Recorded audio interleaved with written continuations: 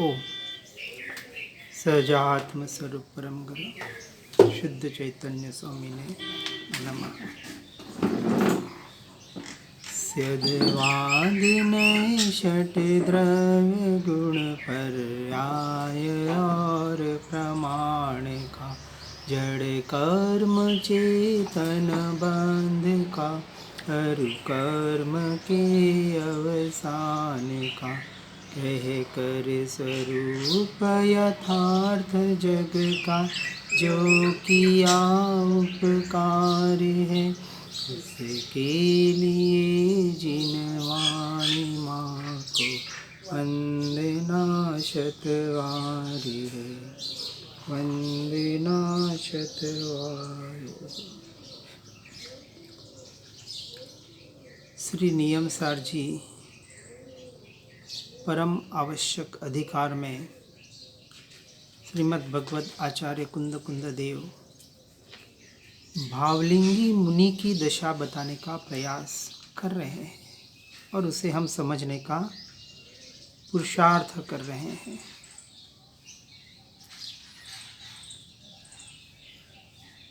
निश्चय वाणी सांभળી साधन तजवो नोय, निश्चय राखी लक्ष्य मां साधन करवो सोय। अपने भूमिका के अनुसार, अपनी अवस्था के अनुसार, क्योंकि छठे गुणस्थानक से की बात चल रही है और अभी हमारी अवस्था पहले या चौथे पांचवें गुणस्थानक की है। 6 आवश्यक पहले गुणस्थानवर्ती अज्ञानी मिथ्यात्वी जीवों के लिए आवश्यक है, जरूर करने योग्य है।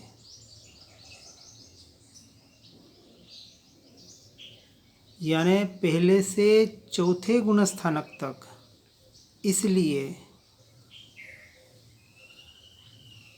क्योंकि पहले से पहले वाला जो चौथा का पुरुषार्थ, सम्यक दर्शन का पुरुषार्थ कर रहा है, ऐसे जीवों को सम्यक्त्व सन्मुख जीव कहा जाता है।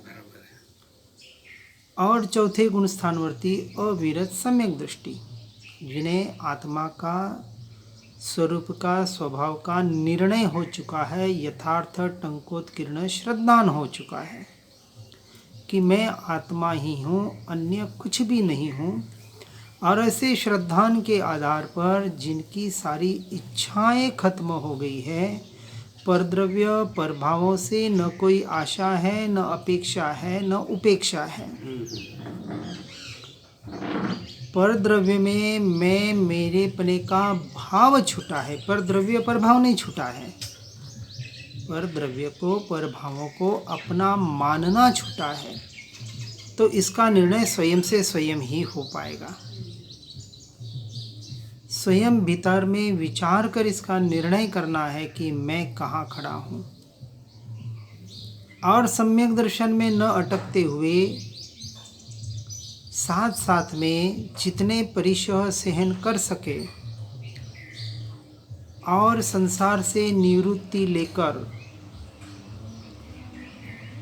निवृत्ति क्षेत्र में जाकर, यानी पर से निवृत्ति और स्व में प्रवृत्ति के लिए सत्संगियों के साथ रहकर, स्वाध्याय सत्संग में निरंतर रहकर वेद ज्ञान वेद विज्ञान के अभ्यास के द्वारा और साथ साथ में परिशहों को सहन करने रूप प्रयोगों के द्वारा जो नेचुरल प्रतिकूलताएं हैं, जैसे लाइट पंखे का वापर नहीं करना, नहाने धोने का आरंभ समारंभ कम से कम करने का प्रयास करना, चप्पल वगैरह नहीं पहनना, जितनी अपनी शरीर की अपेक्षा से, अवस्था की अपेक्षा से सहन कर सके,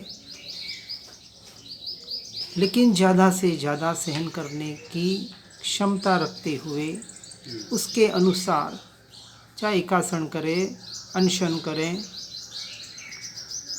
और ऐसे परिशहों के काल में मच्छर सहने का अभ्यास करें, ये जो छोटी छोटी बातें हैं, कोई छोटा मोटा रोग आया हो तो दवा न लें, और भेद ज्ञान और भेद विज्ञान के साथ ये जो घटित हो रहा है ये शरीर में हो रहा है, मुझ में नहीं हो रहा। क्योंकि जितना प्रतिकूलता में तीव्र अभ्यास होता है उतना अनुकूलता में नेचुरल नहीं होता है। अनुकूलता का अभ्यास आर्टिफिशियल है। एसी में बैठा है और भेद ज्ञान कर रहा है, बहुत अच्छी बात है, कम से कम कर तो रहा है ना, इसलिए उसका निषेध नहीं कर रहे हैं। परंतु बिना एसी और पंखे के बैठ सकता हो गर्मी और सर्दी के वक्त, उस वक्त जो नेचुरल ये बाहर का परिशह है, ऐसे 22 परिशह का, क्योंकि सम्यक दृष्टि जीव को 14 गुण स्थानों का अभ्यास करना है, तो उसे 22 परिशों का किसे कहा, उपसर्ग किसे कहा, पहले से 14 गुण स्थान की अवस्था क्या होती है, इसको एक बार जरूर समझने की ज़रूरत है, ताकि अपने गुण स्थानक में आगे बढ़ने का प्रयास पुरुषार्थ वह जीव कर सके। अन्यथा वहीं के वहीं अटक जाएगा। सिर्फ सम्यक दर्शन, आत्मानुभूति नहीं हो रही है, आत्मानुभूति नहीं हो रही है, जिंदगी भर उसी में अटका रह जाएगा। क्योंकि आत्मानुभूति का अभी वो निर्णय, यानी किसे कहाँ वास्तविक कुछ अनुभूति चाहिए उसे, अद्भुत आनंद का सागर लहलहार, अरे वो चाहता है बाहर जैसे आनंद आता है ना बहुत भोगों में, वैसा कुछ भीतर में। अरे इंद्रियातीत जो है, 5 इंद्रिय और मन का जो विषय नहीं है, कहीं शक्या नहीं पणते श्री भगवान जो अनुभव गोचर मात्र रयुते ज्ञान जो ते स्वरूप ने अन्य प्राणी शू गए। अमर प्राणी क्या कह सकता है जो परमात्मा भी नहीं कह सकते। बाकी तो सारा वाणी का विलास है और कुछ नहीं है। इसलिए खास बात ये समझना है कि निरंतर भेद विज्ञान के द्वारा स्वरूप रमणता का अभ्यास और साथ साथ में संसार से जल्द कैसे निवृत्ति ले सके, इसका साथ में अपनी योग्यता के अनुसार, यानी 50 के बाद जो वानप्रस्थ 51 के बाद बताई, बच्चों की शादियां हो जाए, संसार से निवृत्ति आ जाए तो निवृत्ति लेनी ही चाहिए, वानप्रस्थ यानी आते जाते। 60 साल के बाद तो संपूर्ण निवृत्ति संसार से, जैसे गवर्नमेंट रिटायरमेंट नौकरी से आपको रिटायरमेंट देता है, इस बात को यहाँ बराबर समझना है। मात्र निश्चय करके अटकना नहीं है। अब गाथा 148 में कह रहे हैं कि आवश्यक रहित श्रवण चरण से अतिभ्रष्ट है, और इसलिए पूर्वोक्त यानी पहले कही हुई क्रम से विधि से जीव को उस परम आवश्यक यानी अपनी आत्मरमणता रूप स्वरूप को समझना है। आवश्यक सहित श्रवण वह अंतरात्मा, और आवश्यक रहित श्रवण वह बहिरात्मा है। ये हमने कल देखा गाथा 149 में। गाथा 150 में कह रहे हैं जो अंतर्बाह्य जल्प में वर्तता है वह बहिरात्मा है, और जो जल्पों में नहीं वर्तता वह अंतरात्मा है। इसके बाद गाथा 151 में हमने देखा जो धर्म ध्यान और शुक्ल ध्यान में परिणत है वह भी अंतरात्मा है, और ध्यान विहीन श्रवण बहिरात्मा है। अब इस गाथा में की टीका में कह रहे हैं कि स्व आत्मा आश्रित निश्चय धर्म ध्यान और निश्चय शुक्ल ध्यान, यह 2 ध्यान ही उपादेय है, ऐसा कहा जाता है। तो ध्यान, आज हम ध्यान के नाम पर देख रहे हैं कि संसार में बहुत सी क्रियाएं चल रही है, लेकिन इसमें अटकने जैसा नहीं है। प्रयोग भले करें हम, अभ्यास के लिए कोई ना नहीं है। वास्तविक ध्यान तो भावलिंगी मुनियों के ही होता है। जो क्षण आत्मा में लीन हुआ वो क्षण मात्र ध्यान का है, और उस क्षण के लिए निरंतर अभ्यास करने की धर्म ध्यान के, व्यवहार धर्म ध्यान के भी भेद बताए हैं। उसके द्वारा निश्चय धर्म ध्यान की और यदि नहीं जाए तो वो ध्यान मात्र कुछ पुण्य का बंध कराकर हमें मोक्ष का अधिकारी बनने से वंचित करता है। फिर हमने प्रतिक्रमण आदि को देखा कि प्रतिक्रमण आदि क्रिया को निश्चय के चारित्र को निरंतर करता रहता है, इसलिए वह श्रवण वितराग चारित्र में आरूढ़ है। प्रतिक्रमण पापों से पीछे हटना, यानी बाहर के पापों से तो पीछे हटते हैं, लेकिन सबसे बड़ा पाप कौन सा? मिथ्यात्व, अज्ञान दशा। इससे हटने का कोई विरले ही जीव पुरुषार्थ करते हैं। इस गाथा की श्लोकार्थ में टीका में कहा कि पाक्षिक आदि प्रतिक्रमण क्रिया का कारण ऐसा जो निर्यापक आचार्य के मुख से निकला हुआ समस्त पाप क्षय के हेतुभूत संपूर्ण द्रव्य शुद्ध वह वचन वर्णगणा योग्य पुद्गल द्रव्यात्मक होने से ग्राह्य नहीं है। प्रत्याख्यान, नियम और आलोचना भी पुद्गल द्रव्यात्मक होने से ग्रहण करने योग्य नहीं है। वह सब पौद्गलिक वचनमय होने से स्वाध्याय है। ऐसा है शिष्य तू जान।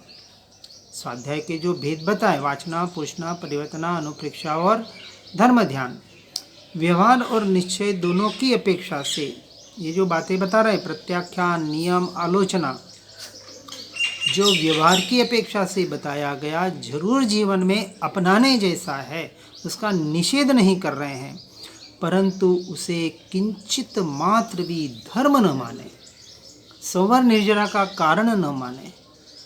उनके द्वारा वाचन, चिंतन, पठन, मनन, स्वाध्याय, सत्संग, बाहर के जो भी तप करते हैं, शरीर को कष्ट देते हैं, जो भी प्रोसेस मन वचन काया के द्वारा हो रही है, वो तीव्र से तीव्र भेद ज्ञान के लिए बहुत कारणभूत, यानी एक अपेक्षा से साधनभूत बन सकती है यदि सही तरीके से अभ्यास करे तो।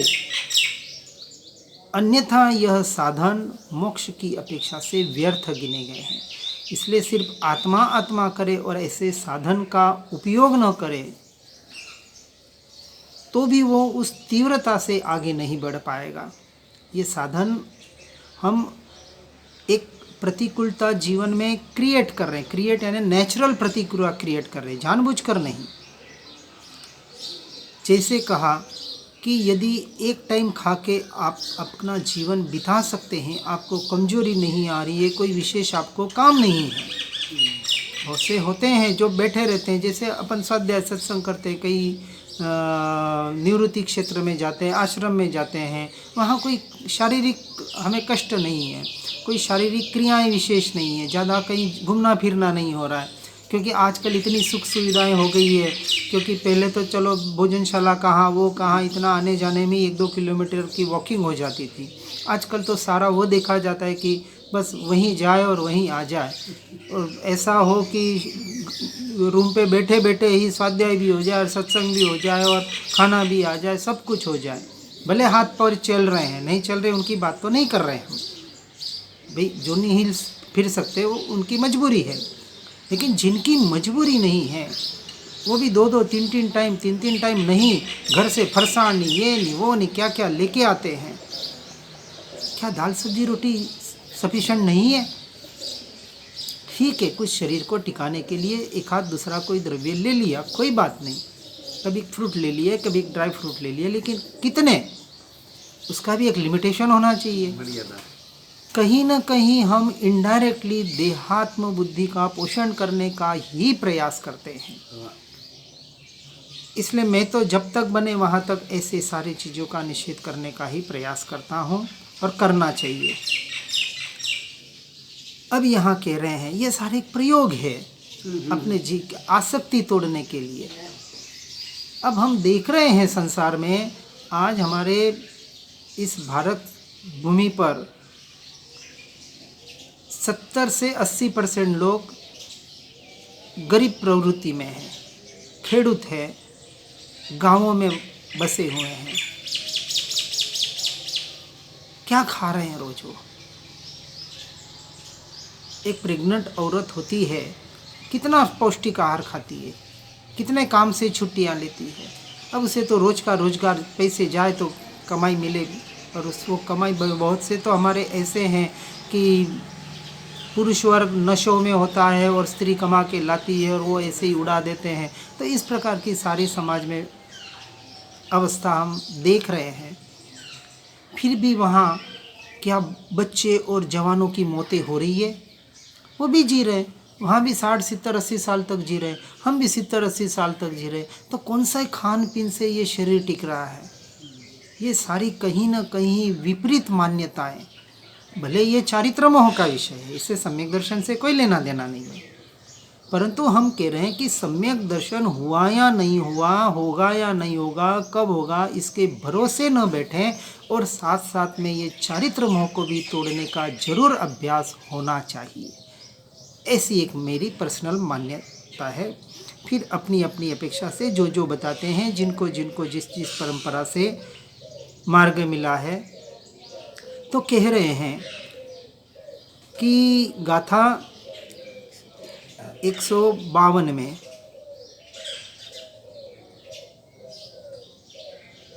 प्रतिक्रमण के बारे में जो देखा था कि जो मात्र बाहर का प्रतिक्रमण कर रहे हैं, निश्चय के चारित्र को करता रहता है, इसलिए वह श्रवण वितराग चारित्र में आरूढ़ है, अन्यथा नहीं है। तो इस तरह से बहिरात्मा से अंतरात्मा होने के लिए हमें इस प्रकार के व्यवहार निश्चय आवश्यक को यथा योग्य समझना चाहिए। जिसने ऐहिक व्यापार यानी सांसारिक कार्य छोड़ दिया है और जो साक्षात मोक्ष का अभिलाषी, यानी ये साधुओं के लिए बात बताइए जिन्होंने सर्वसंग परित्याग कर दिया है, परंतु फिर भी वचनमय प्रतिक्रमण, वचनमय प्रत्याख्यान और वचनमय नियम और वचनमय आलोचना, यह सब स्वाध्याय स्वरूप ही जानना चाहिए। स्व का अध्याय यानी निश्चय से आत्मरमणता और व्यवहार से ये बाहर की बात बताने का प्रयास कर रहे हैं। इसकी टीका में कह रहे हैं कि समस्त वचन संबंधी व्यापार का निराश यानी निराकरण, खंडन है। पाक्षिक आदि प्रतिक्रमण क्रिया का कारण ऐसा जो निर्यापक आचार्य के मुख से निकला हुआ समस्त पापक्षय के हेतुभूत संपूर्ण द्रव्यश्रुत वह वचन वर्गणा योग्य पुद्गल द्रव्यात्मक होने से ग्राह्य नहीं है, और प्रत्याख्यान नियम और आलोचना भी पुद्गल द्रव्यात्मक होने से ग्रहण करने योग्य नहीं है। वह सब पौद्गलिक वचनमय होने से स्वाध्याय मात्र है, यानी बाहर का ही स्वाध्याय है।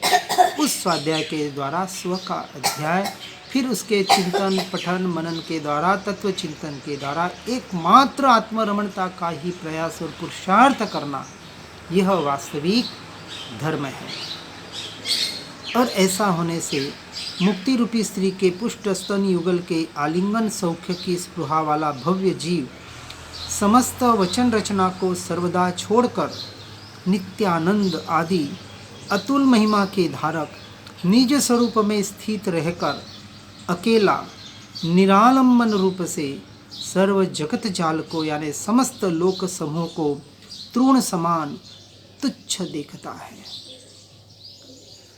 यहाँ द्वेष बुद्धि नहीं है, वचन से वाक्यों के शब्दों के भावों को पकड़ना है, अपेक्षा को पकड़ना है।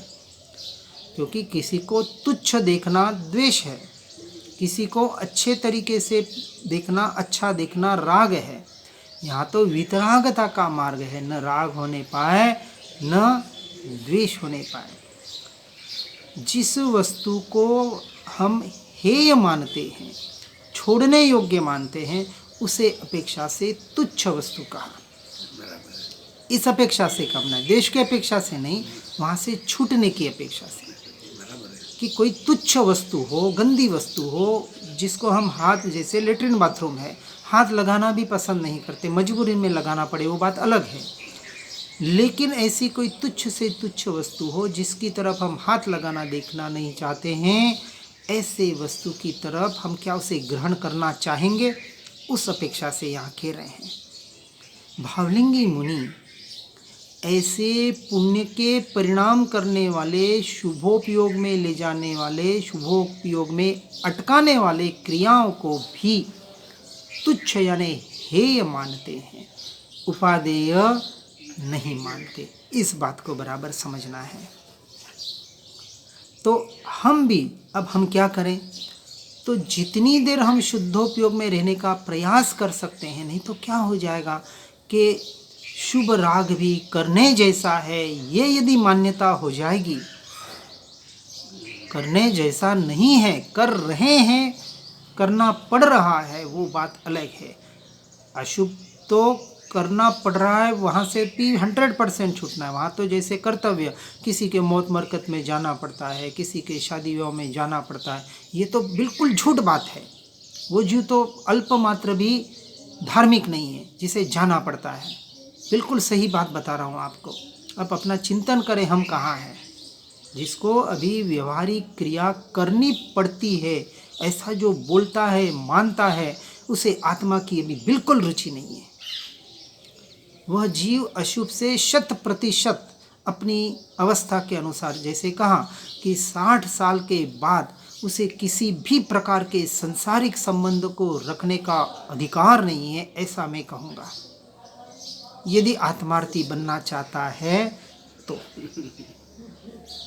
जैसे मैंने एक शब्द कहा, थोड़ा हल्का भले है, सच्चा आत्मार्थी तो संसार के लिए तो छोड़े, लेकिन सगे संबंधियों के लिए, कुटुंब के लिए भी नालायक बनता है, बनना पड़ेगा। जिसे तत्व की रुचि, आत्मा की रुचि, उसे नियम से, सभी बाहर के परिणामों से, बाहर की क्रियाओं से अरुचि, ये नियम है, ये उसकी व्याख्या है, ये उसकी परिभाषा है। आनी ही चाहिए, और नहीं आ रही है तो हम कहते लाने का प्रयास करें। ये भी एक पुरुषार्थ है। किसके लिए? स्वरमणता के लिए। आश्रम में रहते हैं और यदि रोज घर पे बात हो रही है, क्या है, कैसे हैं, क्या कर रहे हैं, तो समझना हम अभी बाहर ही है, आश्रम में नहीं है। बिल्कुल सत्य बात बता रहा हूँ और अपने अनुभव के आधार पर बता रहा हूँ। आज की बात नहीं, आज तो मेरे महीने में 2-3 फोन हो जाए तो बहुत बड़ी बात है। जब भी मैं आश्रम वहाँ हम्पी जाता था 15-15 दिन के लिए, एक भी फ़ोन मेरा नहीं जाता था और उनका भी एक आध दूसरा फ़ोन काम हो तो ही आता था। हम साधना करने जा रहे हैं, कहीं संसार, जहाँ संसार से छूटने के प्रयोग बताए, और हम आज मोबाइल के माध्यम से और किसी भी माध्यम से संसार से जुड़ने का ही प्रयास कर रहे हैं। फिर छूटना कहाँ हुआ? फिर कुछ ऐसी बातें आ जाती है और फिर वो विकल्प चलते रहते हैं। देखिए विपश्यना में 10 दिन आपको मोबाइल छोड़े, कोई शास्त्र हो, कोई वाक्य हो, कोई शब्द हो, कोई मंत्र हो, कोई दारा धोगा, नॉट अलाउड, बिल्कुल अलाउड नहीं है। आपका कितना भी दागा धोरा हो, न ओम का, किसी भी मंत्र का कोई जाप आपको नहीं करना है, ऐसा कहा जाता है। आप करते क्या करते हैं, अब वो तो भीतर जाके तो नहीं देखते हैं, लेकिन उनका नियम यही है। क्योंकि आप जो साधना करने जा रहे हैं वो साधना करें। और मैंने ऐसे ही किया था, मैंने भी 3 विपश्यना के कोर्स किए, लेकिन जिस वक्त, जिस क्षेत्र में, जिस आराधना के लिए जाते हैं, जैसे साइला में भी गया था, 1.5 महीने की उनकी खिचड़ी मुद्रा की आराधना की, उन्होंने जैसा कहा वैसा किया, वहाँ अपनी नहीं चलाई, क्योंकि हम कुछ साधना करने जा रहे हैं, सीखने जा रहे हैं। उसके बाद आप आपके मर्जी के मालिक हैं, कौन ना कह रहा है। जिस क्षेत्र में मैं गया, जिस आश्रम में गया, वहाँ जो उनकी धारा है उसको मैंने कभी तोड़ने का प्रयास नहीं किया और अब भी नहीं करने का प्रयास करता हूँ। ठीक है, अपनी अपनी योग्यता के अनुसार कभी गए कभी नहीं गए, लेकिन किस लिए? यदि हम उससे कोई श्रेष्ठ कार्य कर रहे हैं, शुद्ध का कार्य कर रहे हैं, और वहाँ लगे कि यहाँ तो शुभ की बात ही है, कभी नहीं जाए तो भी चलेगा। और जो वास्तविक साधक होते हैं ना, उन्हें कोई टोकता भी नहीं है फिर। जैसे हम्पी में सबके कंपलसरी है, लेकिन मेरे लिए उतना नहीं था, क्योंकि देख रहे थे कि ये साधना कर रहा है और इस अपेक्षा से आगे बढ़ रहा है। तो ये सब कुछ देखा जाता है। बाहर तो बिल्कुल कम से कम रहने का प्रयास हमें करना पड़ेगा। अब इसकी मूलाचार के जो पंचाचार अधिकार की गाथा की बात बता रहे हैं कि परिवर्तन यानी पड़े हुए को दोहरा लेना, वह परिवर्तन है। वाचना यानी शास्त्र व्याख्यान, पृछना यानी शास्त्र श्रवण, अनुप्रेक्षा यानी अनित्य आदि 12 अनुप्रेक्षा, और धर्मकथा अर्थात 63 शलाका पुरुषों के चरित्र, ऐसे 5 प्रकार का स्तुति तथा मंगल सहित यानी देव और मुनि को वंदन आदि धर्मकथा वगैरह ऐसा मिलकर जो स्वाध्याय 5 प्रकार का व्यवहार की अपेक्षा से कहा गया है। ये व्यवहार की अपेक्षा से, इसलिए अपनी अवस्था के अनुसार व्यवहार में है तब तक व्यवहार के साथ निश्चय का पालन करना है। और जब निश्चय की ओर जाते हैं और जहाँ निश्चय का सत्संग स्वाध्याय चल रहा होता है, वहाँ व्यवहार का निषेध बताया गया है। वहाँ जैसे कहा कि आप प्रतिक्रमण कर रहे हैं या आप कोई सामायिक कर रहे हैं, और जैसे ही हमारे सज्जानंद जी बताते थे हम्पी में कि क्योंकि अब साधु के वेश में पहले थे और बाद में उन्होंने शुल्लक धर्म को अपनाया, तो वो कहते कि पहले प्रतिक्रमण करने बैठता था और पहली इरियावई होते ही ताव कायम ठाणिनम मणिनम झाणिनम पाणमो सिरामी बोलते ही आत्मा में ऐसा लीन हो जाता था। वो धारा आत्मचिंतन की लीन यानी केवल ज्ञान वाली आत्मलीनता नहीं, पर वो तत्व चिंतन में, क्योंकि आत्मा की आज्ञा में ऐसा लीन होना है कि काया का उत्सर्ग हो जाए, उसका नाम कायोत्सर्ग। वहाँ कोई लोगस नौकार नहीं गिनने की बात है, आत्मार्थी के लिए, जिनको मार्ग का पता है उनके लिए। अब आत्मा की लीनता के लिए जैसे ये बताया कि कुछ तत्व का चिंतन करे, आत्मा का चिंतन करे, ज्ञान स्वभाव में आने का प्रयास करे, 12 भावना का चिंतन करे और उसके द्वारा आत्मलीनता का पुरुषार्थ करे। और यदि वो तत्व चिंतन आपका 20 मिनट तक चल रहा है तो भूलकर भी उस प्रतिक्रमण में न जाए जो आप व्यवहार से करते हैं, क्योंकि 20 मिनट आप जो तत्व का चिंतन चलाएंगे उससे बड़ा उत्कृष्ट प्रतिक्रमण और कोई नहीं है।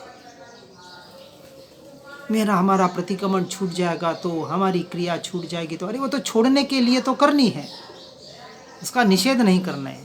इसलिए उसे कहा हेय मानते हुए करे। जिसकी हेय बुद्धि होगी वो क्या विचार करेगा, अरे छूट गया तो छूट गया। जहाँ 100 रुपये का लाभ होना था वहाँ मुझे हजारों लाख रुपए का लाभ हो रहा है, तो पहले वो काम करूँ ना, 100 का छूटे तो छूटे ग्राहक, वह 100 रुपये के ग्राहक की ओर ध्यान भी नहीं देगा। सीधी सी बात है। हम किसी दुकान में जाते हैं, जैसे हमारी माता बहनें साड़ियाँ लेने जाती है, या हम किसी ज्वेलरी में गए, देखते हैं वो पूछते हैं कितने ग्राम तक चाहिए, ये 5-10 ग्राम की कोई चीज़ बता दो। अब कोई आ जाए भी हमको 100-200 ग्राम सोना लेना है, अब किस पे ध्यान देगा, कंसंट्रेट करेगा, 5-10 वाले या 100-200 ग्राम वाले पे। बड़े ग्राहक को पहले देखेगा, पहले संभालेगा, चाय पिलाएगा, कॉफ़ी पिलाएगा, उसका इतना ध्यान रखेगा। फिर वो छोटा वाला देखेगा हमको तो पूछ नहीं रही है, जा रहा, वो कहेगा जाना है तो जा भाई, नहीं तो बैठ जा 10 मिनट। या कोई छोटे मोटे आदमी को उसको टाइम पास करने के लिए भेज देगा कि चल पहले उसको थोड़ा इधर उधर कर ले। तो कहने का मतलब कि व्यवहार में इतनी चतुराई, इतनी होशियारी दिखाते हैं, बिल्कुल परफेक्ट। सभी व्यवहार में देखते हैं कि व्यवहार इतना सहज शुद्ध और परफेक्ट हो जाए कि कहीं हमें दोषारोपण न हो जाए। और यहाँ धर्म की जब बात आती है, जहाँ के तहाँ सालों से उसी क्लास में बैठे हुए हैं, फिर अंतिम क्लास में कब पहुँचेंगे, विचार करें। इसलिए कहते हैं अब गाथा 154 में, यदि किया जा सके तो अहो ध्यान में प्रतिक्रमण आदि कर, यानी निश्चय प्रतिक्रमण कर, स्वरूप रमणता का प्रयास कर, और यदि तू शक्तिविहीन हो तो तब तक श्रद्धान ही कर्तव्य है। कौन सा श्रद्धान? निरंतर भेद ज्ञान भेद विज्ञान से आत्मरमणता। यहाँ शुद्ध निश्चय धर्म ध्यान स्वरूप प्रतिक्रमण आदि ही करने योग्य है, ऐसा कहते हैं। अब इसकी टीका में कह रहे हैं, सहज वैराग्य रूपी महल के शिखर के शिखामणि, परम पर द्रव्य के परांगमुख और स्वद्रव्य में सन्मुख यानी निष्णात बुद्धि वाले, 5 इंद्रियों के फैलाव रहित, देह मात्र जिन्हें परिग्रह के धारी जिन्होंने माना है, ऐसे परम आगम रूपी मकरंद झरते, मकरंद यानी पुष्प का रस पराग झरते मुख कमल से शोभायमान हे मुनि शार्दुल, ऐसे हे भावलिंगी संतो, हे चलते फिरते सिद्धो, ऐसे परम आगम रूपी मकरंद झरते मुख वाले हे पद्म प्रभ मुनि शार्दुल, सहनन और शक्ति का प्रादुर्भाव हो तो, यानी शक्ति उत्पन्न होना, प्राकट्य होना, उत्पत्ति होना, यदि ऐसी शक्ति है, सहनन है, जितना है उतने मुक्ति सुंदरी के प्रथम दर्शन की भेंट स्वरूप निश्चय प्रतिक्रमण, निश्चय प्रायश्चित्त, निश्चय प्रत्याख्यान आदि शुद्ध निश्चय क्रियाएं ही कर्तव्य है। जो हमने ऊपर एक एक को समझने का प्रयास किया। ये नियम सार जी, ये पूरा निश्चय चारित्र का विषय है। ये चारित्र कौन सा चारित्र? जो सिर्फ और सिर्फ भीतर की ओर ले जाए, आत्मरमणता कराए, इसका नाम चारित्र। फिर व्यवहार से आपके गुण स्थापने के अनुसार देशवीरती और सर्ववीरती को समझना, वो भी होता है, उसका निषेध नहीं है, आता ही आता है। हाँ, पर उसमें धर्म बुद्धि नहीं होती है। यदि इस दग्ध काल रूप यानी हीन काल रूप अकाल में तू यदि शक्तिहीन है, तो तुझे केवल निज परमात्म तत्व का श्रद्धान ही कर्तव्य है। अब 500, 1000, 2000 साल पहले तो चलो शक्ति मानते थे। आज हम कहते हैं कि हमारे ऐसे शरीर नहीं है, खान पीन शुद्ध से शुद्ध करे तो भी शुद्ध चीज़ें मिलती नहीं है, या सारे रासायनिक चीज़ें मिलती है, छिड़काव किए हुए या जिस भी प्रकार से। पर जितनी शक्ति है उतनी शक्ति का अभ्यास, प्रयोग, परिश्रम के द्वारा सहन करके, अब कर्तव्य क्या है? सहन करना कर्तव्य नहीं है। उसके द्वारा उन प्रतिकूलताओं में या अनुकूलता में निरंतर भेद ज्ञान भेद विज्ञान करके, हे जीव, केवल निज परमात्म तत्व का श्रद्धान ही कर्तव्य है। अब एक ही कर्तव्य और एक ही आवश्यक, किसको? सच्चे आत्मार्थी को, जो संसार से निवृत्त होने की निरंतर चेष्टा कर रहा है, जिसकी अवस्था परिपक्व हो चुकी है। कौन सी अवस्था? संसार त्याग की, यानी संसार के कर्तव्य पूरे हो गए जिनके। आज ऐसे भी जीव हैं जिनको वैराग्य आ जाए तो वो कर्तव्य पूरे करने का इंतज़ार नहीं करते। आज जैसे बहुत सी दीक्षाएं भी हो रही है कि कोई पत्नी को छोड़ के भी जा रहा है, कोई परिवार को छोड़ के भी जा रहा है। अब यदि ये कर्तव्य हम करने लगे, अरे नहीं नहीं नहीं नहीं, बच्चे की शादी तो होने दो, आप ही तो कहते ना ये कर्तव्य पूरा करके। नहीं, यदि वैराग्य प्रबल हो जाए और पहले आ जाए तो भी संसार से छूटने जैसा है। अभी हम दीक्षा की बात नहीं करेंगे, पहले दीक्षा के स्वरूप को समझे, मुनि के धर्म को, मुनि की अवस्था को समझे, और वैसा शरीर हमें शायद ही मिला है। अंतर्मुरत शुद्धोपयोग में लीन, ये मुनि का स्वरूप है। वस्त्र बदलना, बाहर का वेश परिवर्तन, इतना मात्र मुनि का स्वरूप चारित्र नहीं है। व्यवहार निश्चय दोनों चारित्र को यथा योग्य समझना। लेकिन संसार से निवृत्ति, यदि परिवार वाले को खाने पीने की, रहने की बिल्कुल तकलीफ नहीं है, उनको किसी के आगे ऐसे हाथ फैलाना नहीं पड़ रहा है, तो 100% आपको संसार से निवृत्ति लेने का पूर्ण अधिकार है। और यही कर्तव्य और यही आवश्यक है, चाहे आप 30 या 40 साल के भी क्यों ना हो। आते जाते रहे वानप्रस्थ अवस्था, ऐसा वैराग्य आना चाहिए। किसके लक्ष्य से? आत्मा के लक्ष्य से, स्वरूप कि ऐसा आत्मा का स्वभाव का महिमा आवे कि पर द्रव्य, पर भावों का, पैसों का, संसार का, संसार के कार्य का, क्रियाओं का, लेन देन का सारी रुचि हट जाए। वहाँ क्षण भंगुरता, उसकी असारता, भीतर से ऐसा सच्चा वैराग्य प्रकट हो। और हमारे सामने हमारे आदर्श, सिर्फ हम नाम लेते हैं, गाथा गाते हैं, उनकी तारीफ करते हैं। श्रीमद् राजचंद्र जी आज हमारे सामने बहुत बड़ा उदाहरण है। ऐसे बहुत जीव हैं, लेकिन एक संसारी की अवस्था से श्रीमद् राजचंद्र जी को हम देख सकते। भरा पूरा परिवार, हीरे के व्यापारी, और फिर भी ऐसे भर जवानी में बच्चों को, परिवार को, व्यापार को छोड़कर एकांत साधना करने जाते थे, अकेले रहते थे। स्वाध्याय भी आते थे लघुराज स्वामी जैसे, तो भी उनको ना कहते थे कि अभी न आवे। इडरगढ़ में एक हम उनके ये क्यों पढ़ रहे हैं, उनकी तारीफ करने के लिए, बस उसमें हम संतुष्टि पा जाए। देखो श्रीमद् जी ने ऐसा किया, श्रीमद् जी ने वैसा किया। अरे उन्होंने क्या किया, वो कैसे, उसके अलावा ये विचार कर मुझे क्या करना और मैं कैसा, ये तो विचार नहीं करता है। वो छूटे तो तू भी छूटना। वो 30 वर्ष में इस संसार से छूटे, तू 60 वर्ष का, 50 वर्ष का सिर्फ व्याख्यान कर रहा है, लोगों को समझा रहा है और संसार से छूट नहीं पा रहा है।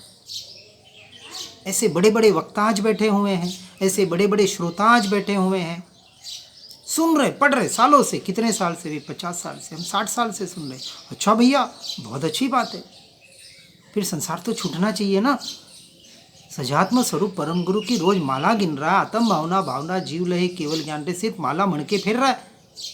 फिर आत्मा की भावना कब भाएगा कि मणके फिरते रहेगा जिंदगी भर।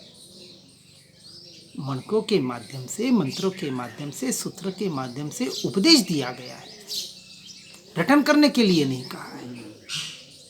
रटन किए जा रहे हैं और उसमें मान रहे, हम तो उनके साधक हैं, उनके अनुयायी हैं। उन्होंने कहा वैसे करना है, कहा वैसे नहीं, हम तो कहते किया वैसे करो, तो आप पुरुषार्थी है। किया का मतलब व्यवहार धर्म की नहीं, आत्मरमणता के लिए जो किया वो करो। क्योंकि माइनस पॉइंट लेने में तो हम होशियार होते हैं, फट से कह देंगे उन्होंने ऐसा किया वैसा किया, तो क्यों ना हम भी करें।